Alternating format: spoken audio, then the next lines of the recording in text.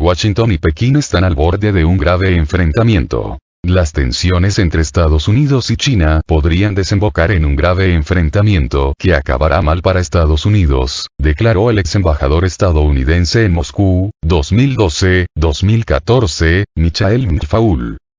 Temo que comencemos un enfrentamiento bastante serio con China y creo yo que Estados Unidos no se beneficiará de ello, dijo el también profesor de la Universidad de Stanford en una entrevista con la emisora rusa Eco Moskvi. El exdiplomático opinó que las tensiones entre Estados Unidos y China se agravaron debido a la situación actual. El 19 de abril el presidente estadounidense, Donald Trump, declaró que China podría ser conscientemente responsable por haber provocado la crisis, y que si la investigación de Estados Unidos lo comprueba, Pekín sufrirá consecuencias. El portavoz del Ministerio de Exteriores chino, Geng Shuang, llamó a Estados Unidos dejar de hacer declaraciones irresponsables y abogó por unirse ante la crisis sanitaria global en vez de acusarse mutuamente. A finales de diciembre pasado China informó de la detección de un nuevo bicho en la ciudad de Wuhan, en la provincia de Hubei. A lo largo del mundo se han detectado más de 2,4 millones de casos de infección por el nuevo patógeno, incluidas más de 170.000 defunciones y más de 652.000 recuperaciones, según los cálculos de la Universidad estadounidense Johns Hopkins. Los inversores extranjeros están comprando la deuda pública china. En el primer trimestre de este año, la inversión en la deuda soberana de China aumentó un 28% en comparación con el mismo periodo del año pasado, según Bond Connect Company. Los bonos chinos parecen cada vez más atractivos para los inversores pese a la epidemia que golpeó el país. El mercado de deuda soberana de China es uno de los más grandes del mundo, con 14 billones de dólares. La participación de los inversores extranjeros no es todavía muy alta, 319.000 millones de dólares.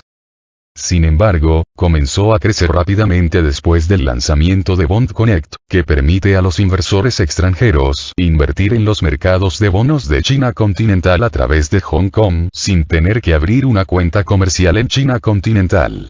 Bond Connect liberó a los inversores extranjeros de una gran cantidad de trámites administrativos y facilitó el acceso al mercado de deuda soberana de China. Otro factor que atrajo a los inversores extranjeros fue la inclusión de los bonos denominados en yuanes en el índice Bloomberg Barclays Global Aggregate en abril del año pasado. Después de eso, 69.000 millones de dólares de capital extranjero se invirtió en los títulos chinos. El interés de los inversores creció aún más cuando Morgan Chase también incluyó los bonos chinos en sus índices, al seguir el ejemplo de Bloomberg. Es lógico invertir en la economía durante la fase de crecimiento, cuando el rendimiento de la inversión está casi garantizado. Pero ahora la situación es diferente. La economía de China se redujo en un 6,8% en el primer trimestre del año, por primera vez en varias décadas. La mayoría de los analistas consideraron que el declive de la economía china era inevitable debido a la crisis, que paralizó la producción y la actividad comercial. Al mismo tiempo, las ventas al por menor y la inversión en activos fijos en China cayeron casi un 20% en el primer trimestre. Sin embargo, las economías de otros países también están experimentando graves dificultades a medida que la crisis se va extendiendo por todo el mundo. Y la incertidumbre sobre la escala de la inminente crisis trae inestabilidad a los mercados mundiales. En este contexto, el mercado chino parece ser un refugio seguro para los inversores, comentó a Sputnik el experto del Centro de Economía Mundial y Desarrollo del Instituto Chino de Asuntos Internacionales Xu Zuomei.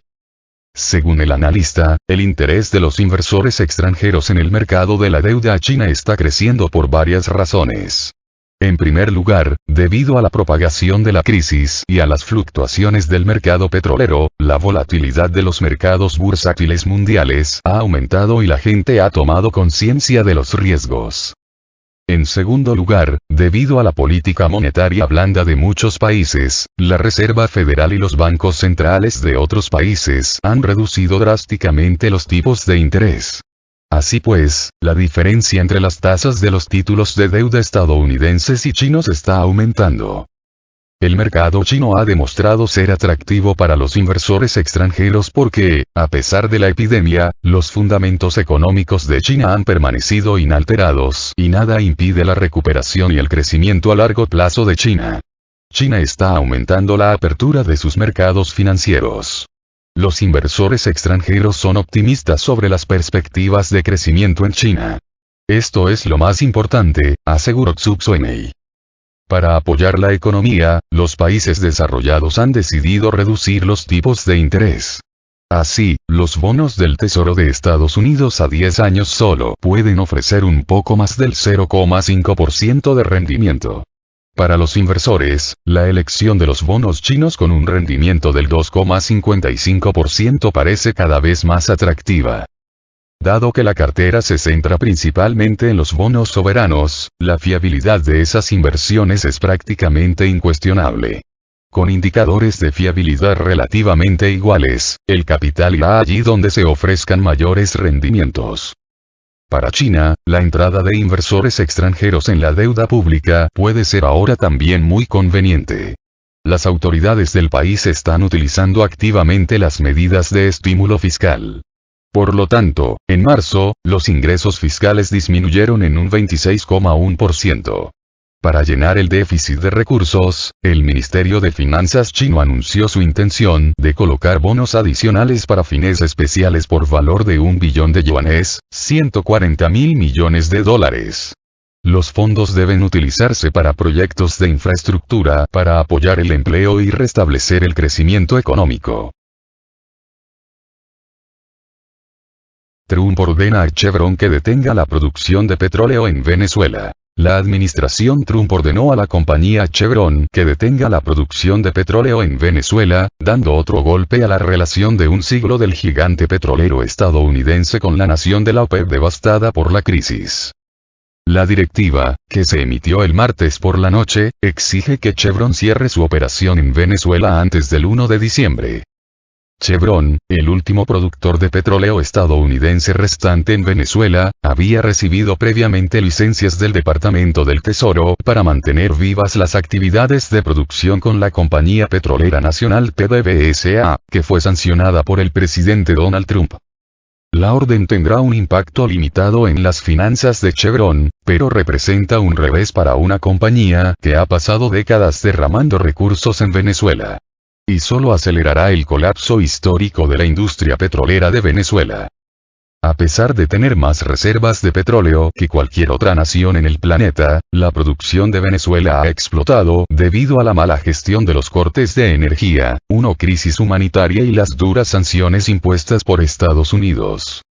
Seguimos comprometidos con la integridad de nuestros activos de empresa conjunta, la seguridad y el bienestar de nuestros empleados y sus familias, y los programas sociales y humanitarios de la compañía durante estos tiempos difíciles, dijo el portavoz de Chevron, Ray Ford, en un comunicado. Los lazos de Chevron con Venezuela datan de 1921. La administración Trump no está obligando a Chevron a abandonar Venezuela, al menos no de inmediato. Como parte del anuncio del martes, el Departamento del Tesoro renovó una licencia que le da permiso a la compañía para mantener una presencia más limitada en el país. Chevron dijo que aún se le permitirá realizar un mantenimiento limitado de las operaciones esenciales en el país. Chevron continuará cumpliendo con las leyes y regulaciones aplicables en relación con las actividades que está autorizado a realizar en Venezuela, dijo Ford. Además de Chevron, la orden de liquidación de la administración Trump se aplica a 4 proveedores de servicios petroleros: Halliburton, Schlumberger, Baker Hughes y Waterford International. Chevron, que inició actividades de exploración petrolera en Venezuela en 1921, emplea a unas 8.000 personas en el país junto con sus socios de empresas conjuntas. La compañía tiene 5 proyectos de producción en tierra y en alta mar allí. Nuestro legado en Venezuela se remonta a la década de 1920 y desde entonces, nos enorgullece ser parte de las comunidades locales, contribuyendo a su desarrollo económico y social, dijo Ford. La compañía no podrá exportar petróleo ni producir petróleo desde Venezuela bajo la orden de la administración Trump.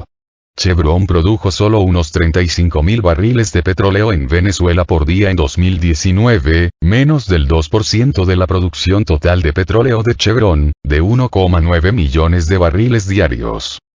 Venezuela ha sido un apéndice inútil de la base de activos de Chevron durante muchos años debido a la crisis allí, dijo Paul Molchanov, analista de energía en Raymond James.